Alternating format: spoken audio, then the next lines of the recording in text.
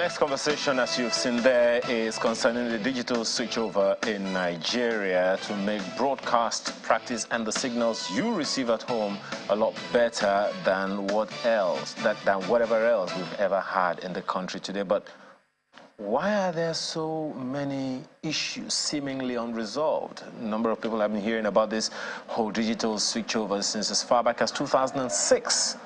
And then there are other issues. So what are the realities? What are the issues? What are the bottlenecks? We have with us here the Executive Secretary of the Nigerian Broadcasting Organizations of Nigeria, BON, Dr. Yemisi Bangboshe. Thank you so much for joining us this morning. Good morning, and thank you for having me. Yeah, we hope to have the Director General of the Nigeria National Broadcasting Commission as well, NBC, Balarabe Ilela. We hope he'll join us in due time. We are expecting that he will.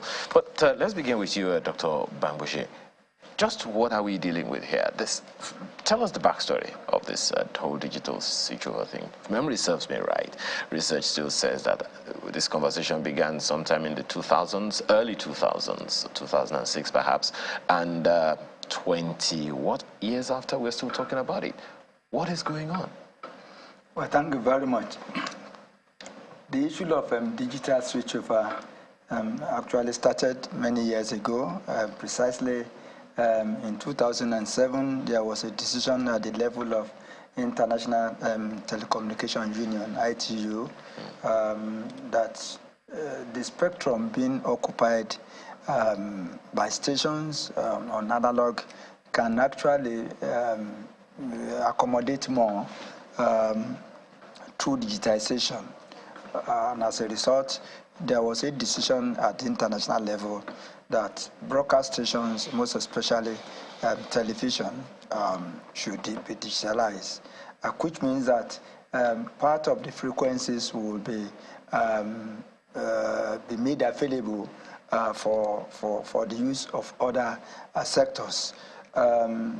Decision was that by 2012, or at latest by 2015, every country should migrate from analog to digital. As a matter of fact, Nigeria set 2015 for the year that it will eventually migrate from analog to digital. But today, I think we are still battling with the issue of migration. Of course, there are a lot of benefits in it because there are opportunities of having more stations, clearer pictures, ability to generate even more employment because you are going to have stations in multiple folds. The one that the frequency that analog is occupying can actually, for example, the one that your organization is occupying may be good enough to produce extra 12 stations. So that was the intention of the world. But this particular decision was taken at the level of the International Telecommunication Unions, and it's not peculiar to Nigeria. And we have so many countries that have actually migrated. Just one quick question, Dr. Bangboshe. Help people understand exactly what is going on. As you said, we've had 3 deadlines actually that have been shifted, and this information was made available by the DG of the NBC himself, that we've tried to digitize since 2000. The effort began 2006. We've shifted deadlines 2012, 2015, and even 2017. All of that has happened. But just was it last year or 2 years ago, there was that set-top boxes, or I don't know what we'll call it, pilot initiative that was taken in a number of states, about 6 or thereabout states in Nigeria, where about 1 million set-top boxes were said to have been disbursed. What was that phase of the process, and why are we still talking about this digital switchover challenge now? The problem is the inability of the federal government to fund digitization as expected. The white paper, the only legal framework that we can point out to today for the digital switchover is the white paper issued by federal government since 2012. Up till now, there have been no enabling act of the parliament to actually stipulate the process of digitization. But that white paper, stipulated what to be done, the processes to go through, and it equals, actually recommended that there should be an act of parliament to make it become law. The problem is that the federal government, up to now, has not been able to provide the necessary fund, and again, the political will to do it is equally not there from the angle of the federal government. I was part of the first one that was carried out in Jos in 2015, I think early 2015, late 2015 or early 2016, I can't remember precisely. From Jos up to date, they have been able to digitize just only 7 states, that is including Abuja, Plateau, FCT, Lagos, Kwara, I think Enugu, and Osun. But all these places that I've referred to, the signal can only, and I think Kano, the signal can only be accessed in the state capital. In all these states? In all these states. And whereas it is clearly stated that before there will be total analog switchover, the digital coverage must at least be 80% of where the analog transmission was reaching before we can say total switchover from analog to digital. So today, one thing is very clear. It is not that NBC doesn't have qualified people that can do it, but the political will from government, the interference from government, from maybe Ministry of Information, has not been able to make it to happen as expected, and is actually drawing back broadcasting in Nigeria. You had cause recently to express reservation about the planned sale of 600 megahertz spectrum band, and I'd like you to shed more light on that. But what immediately comes to mind is there a conflict of jurisdiction in that regard? Because, is it the ICC, the NCC that's supposed to carry that out, if at all it should be, or the NCC, or the NBC, yeah? Is it there is even a middle organization between NCC and NBC. Understand? NCC is in the terrain of the telecommunication as the regulator, and the NBC regulates the broadcast sector. So the two have their own frequencies that they use. Frequencies about electromagnetic waves that are assigned to various sectors. So there are frequencies that are primarily assigned to broadcasting, and there are some other frequencies that are assigned to other sectors as well. Like the military, yes, the military and a host of others. But the decision, the allocation of the one that belongs to broadcasting is basically that of the National Broadcasting Commission. But there is a council called National Frequency Management Council that is managing the issue of frequency between the NCC and NBC. Now, we just discovered that National Communication Commission, advertised on its own website the sale of the 600 megawatts. And this 600 megahertz basically hosts the television stations on UHF channels 35 upward, which means all stations within the range of 35 UHF channel upward will be affected with the sale of this spectrum. And we are now saying, number one, the decision, because maybe what they are latching on is that one, we have been talking about digitization. Maybe they thought that we have effected digital switchover, which is far, far, far from the truth. Because even the white paper said it clearly that before there can be any sale of the frequency, we must have achieved that digital switchover. before we say, okay, we switch off the analog. It is when we switch off the analog and then we switch over to digital that has covered the entire country. That is when we can be talking about the sale of the frequency.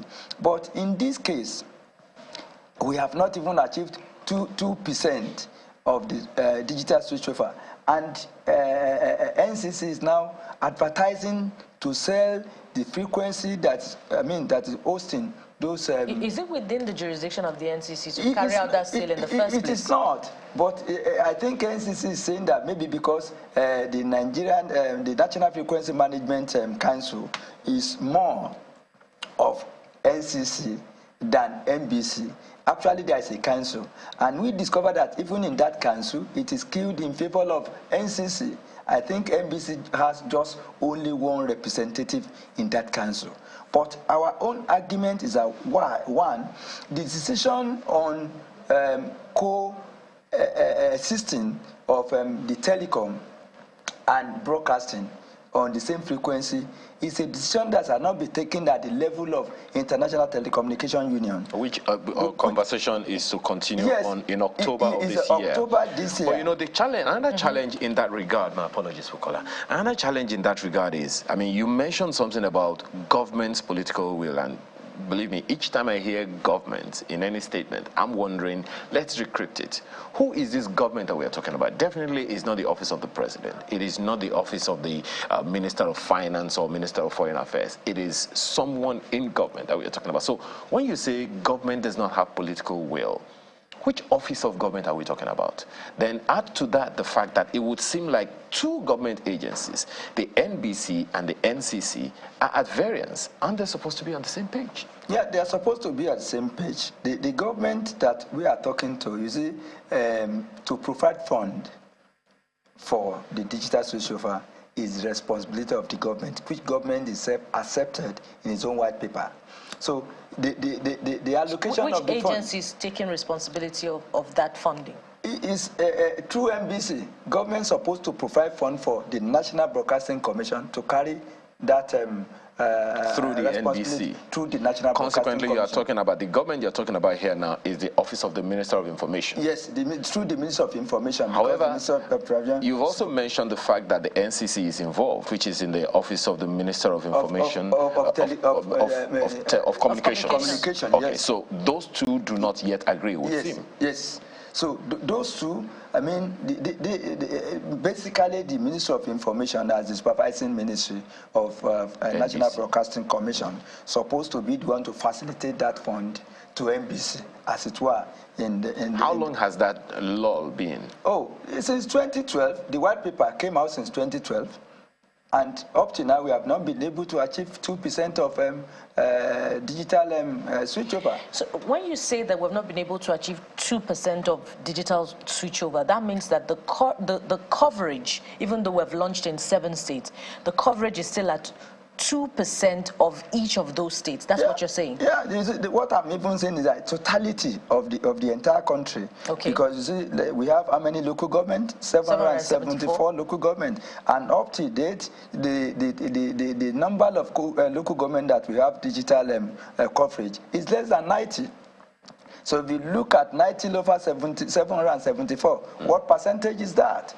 And it's supposed to cover everywhere. And you know, basically, television is the major source of information, public enlightenment, and they depend on television, most importantly, on entertainment, which means that if the spectrum that holds majority of television stations in Nigeria is allowed to be sold just like that, without digital switchover, then it means that all those stations will have problems, and we cannot keep quiet and allow that to happen. That is what Bond is saying. Okay. Just one more question before we head to Abuja. Assuming we even achieve 90% of the digital switchover today, but internet subscription coverage is at 104 million. That's a 2021 figure, by the way. If we do not achieve at least 50% of internet coverage across the country, how will this impact on the digital switchover at the level that we're in? It will impact negatively, But let me equally say this. You see, Bond is only fighting for everybody, not even for the broker sector. The sale of that megahertz, 600 megahertz, will affect even churches and mosques and even the entertainment industry. Anyone that is using wireless microphone will be affected. There will be distortions, there will be interference, even if they ask them to cohabit. So negatively, it will affect the entire country. I hope it doesn't affect hospitals. Marco, you have a question? Indeed, I mean, my questions have since changed, but I'm just wondering, it would seem that, yes, Bond perhaps has been doing a lot of lobbying and voicing his protest behind the scenes. It is the one in charge, the organization for broadcast organizations. And I'm wondering how come it is that, you know, this matter is just coming to the fore. Why has this protest not been louder than it has been, considering the grave implications it will have for over 80% of people who currently get their TV terrestrially? Yeah, thank you very much. You know, there is channel of communication. There's a process that you need to follow.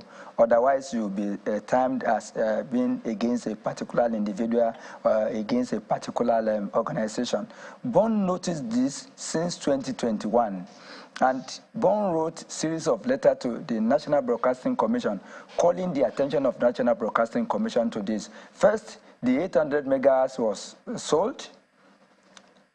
700 megahertz was sold, and we call the attention of NBC to this, to call an all stakeholders conference where we'll be able to look into this in totality.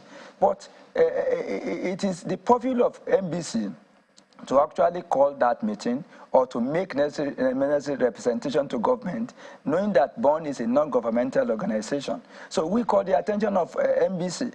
For example, there was, I think sometimes last year, NBC issued a letter asking some stations that I don't want to mention those stations on air, asking them to vacate the channels that they are occupying.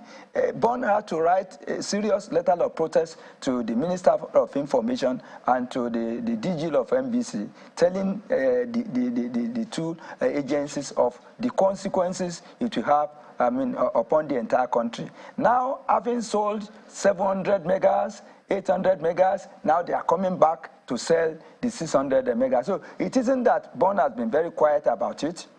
Bond has actually been making, those agencies responsible for the management of broadcasting in Nigeria to know what was cooking. And now that they thought that having sold the 800 and 700, they can now come back to sell 600. So Bond has been making noise about it. And let me tell you, it is not even about the vacation of the 600 megahertz. The negative consequences is even more. For example, no station in Nigeria today that is operating on high definition.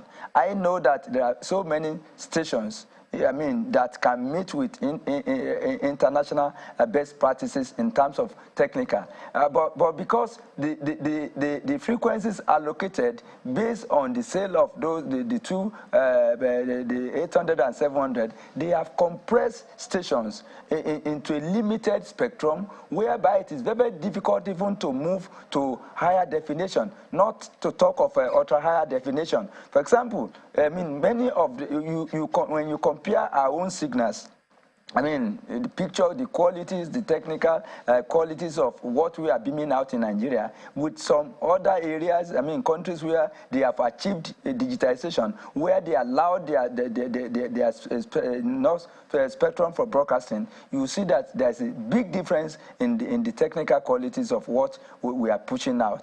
Because we are still on standard deviation, not even on higher definition. So, which means even compressing, moving them gradually will limit the quality of television programming in Nigeria. Well, I'm looking at the implications, and they're really, really grave. But you've spoken about how you protested and the 800 megahertz spectrum was sold. Even though you protested as well, the 700 megahertz spectrum was also sold as well.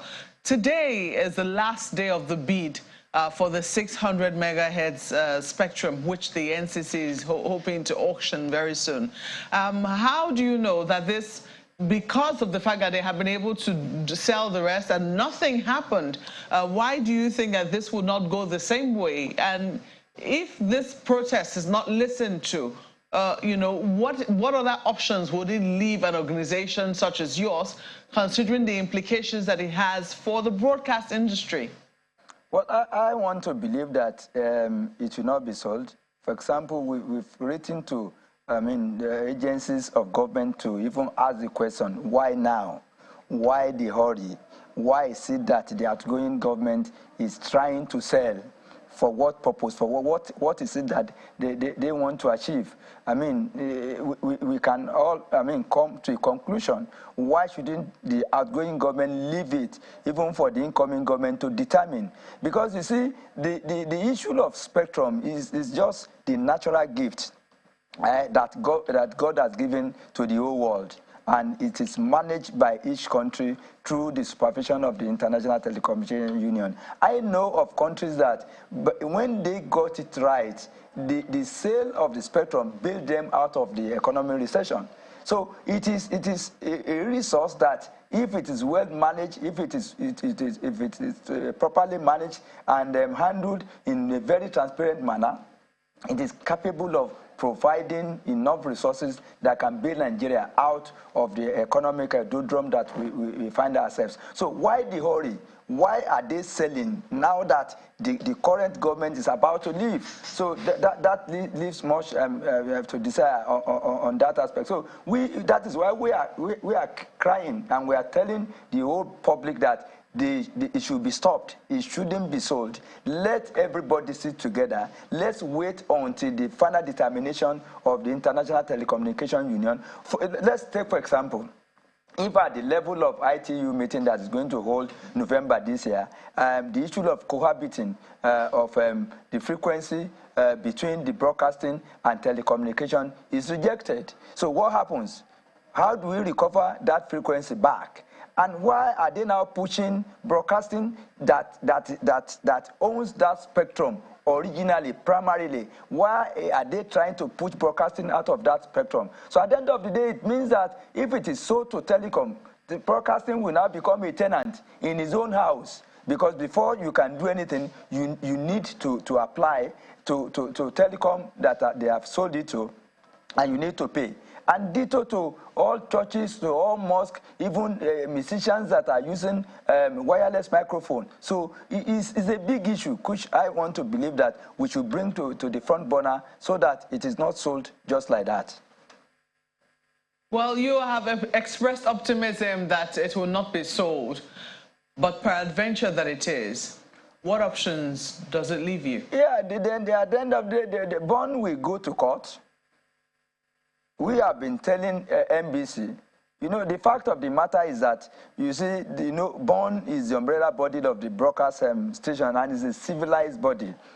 We discuss this issue at the level of General Assembly, at the level of CWC. We had the CWC on Tuesday, where all options are put on the table. But we are having the assurances of NBC that it should not be sold. And that is the reason why we are thinking that since NBC has equally written, protesting that this should not happen, I want to believe it will not happen.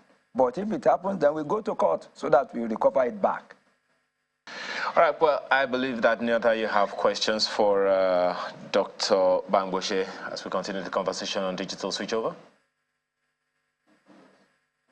Just one question, and seeing that time is of the essence. First of all, the target Nigeria set for itself was November 2022. That was as July 2021 to switch digitally to the digital switch over. Now we've gone past that deadline, and the processes indeed have started, and almost completed in some states: Plateau, Abuja, Kwara, Osun, Enugu, Lagos, Kaduna, Kanu. There are those who wonder, yes, you've talked about the spectrum being sold, and today, Marco mentioned that today is a deadline for that bid, and you're hoping it won't be sold. But there are those who have argued in different quarters that Born is actually one of the challenges that they have for Nigeria switching over, because the members of Born are contrary to that switchover, seeing that government is not playing its own part. Put that on one side. Come to the part of the government where some funds have been released for the digital switchover. But those funds, nobody has an idea exactly the status of the fund or the DD team, what the status is. How do we get to a solution or a resolute point where Nigeria, and indeed broadcasting in Nigeria, cannot be hindered going forward? Thank you very much. You see, the problem with us in Nigeria is that we don't listen to the professionals or people that can do it right or make suggestions that you can get it right. Born gave a position paper to National Broadcasting Commission in 2022 on how to achieve it. In fact, we recommended that we either use the Ghanaian model, or we use that of South Africa. Ghana started far behind us, and Ghana has achieved it. And what was the method? They face it region by region. You complete a region, then you hand over the spectrum to government, it is sold. You face the second region, and the same way they did it in South Africa and in some other countries. So we've made our own recommendation. And again, we have equally suggested that, okay, let's call everybody together. Let's analyze. Let's see how far we have gone about it. What are the challenges? You see, a lot of encumbrances are put even on the issue of digital migration. A lot of, things that will eventually bounce back on the broadcast industry are put there. Let me tell you, for example, as at 2012-2015, in fact, it was recommended that government should subsidize the set-top boxes, because the public may not have enough fund to buy. As at that time, that they were even suggesting that government should subsidize, the rate was about 3,500 or 2,000 or thereabout. Now for the set-top boxes manufacturers now, for you to buy one, it cannot be less than 20,000. So how many Nigerians will be able to afford that? And the federal government or government is not even ready to give any subsidy in that regard. So there are a number of issues. The way out is for stakeholders to sit down. Let's call everybody.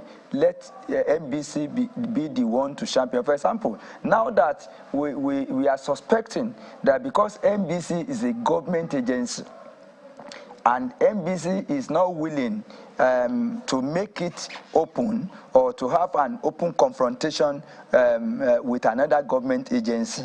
We are just suspecting that. And that is why Born is now calling for an all stakeholders conference, which Born is going to call very soon, so that we can reassess how far we have gone. For example, I'm in Lagos, you are in Abuja. You can ask even the elites about digital. How many even know about digital switchover? It's quite interesting that you would bring that up now, particularly responding to Bukola's question the other time about how many states are covered and the percentage is even less than 2%, you say. But I remember that it was in 2016 it was reported that the federal government said that they licensed 13 indigenous DSO set-top box manufacturers. Yeah. Where are they? What? They have been battling.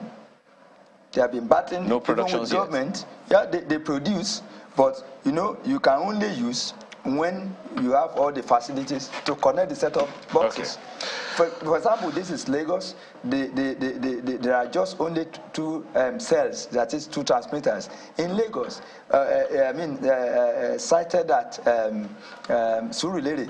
So essentially the challenges are numerous. Yes, it doesn't cover here. Well, it doesn't cover Lagege, talk less of Ikorodu. This conversation has to continue, Dr. Bangboshi, because, because there's also the enlightenment leg of it. Absolutely. Which Nigerians should know about. The costs and everything. Yes. Because we have digital TVs, we don't have digital switchover. I don't even understand how the set-top boxes work.